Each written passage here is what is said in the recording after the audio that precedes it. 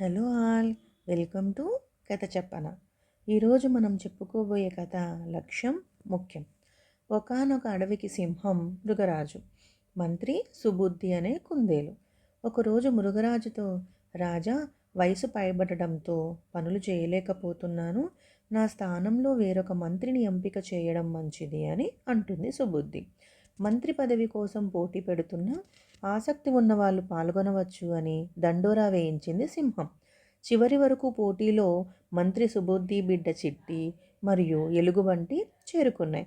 సుబుద్ధి వచ్చి, అదిగో ఆ దూరంగా కనిపించే కొండ మీద పువ్వులున్నాయి కదా, వాటిని ఎవరైతే ముందు తెస్తారో వాళ్ళే గెలిచినట్లు అని చెబుతుంది. పోటీ ప్రారంభమైంది. మృగరాజుతో సహా మిగతా అన్ని జంతువులు చురుగ్గా ఉండే సుబుద్ధి బిడ్డే విజేతగా నిలుస్తుంది అని అనుకుంటాయి.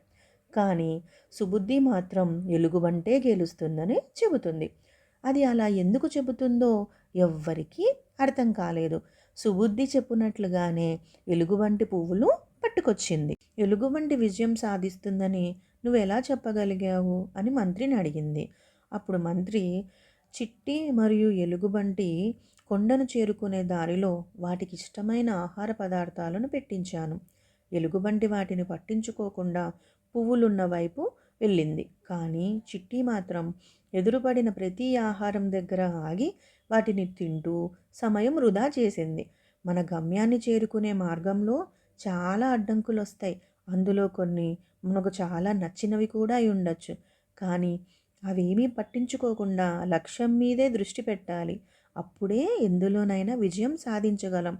అందుకే అది పాటించిన ఎలుగు విజయం సాధించింది అని చెప్పింది సుబుద్ధి. చూసారా పిల్లలు, మనం కూడా మనదైతే ఏ లక్ష్యం ఉంటుందో దాని మీదే దృష్టి పెట్టాలి. ఓకేనా? Thank you.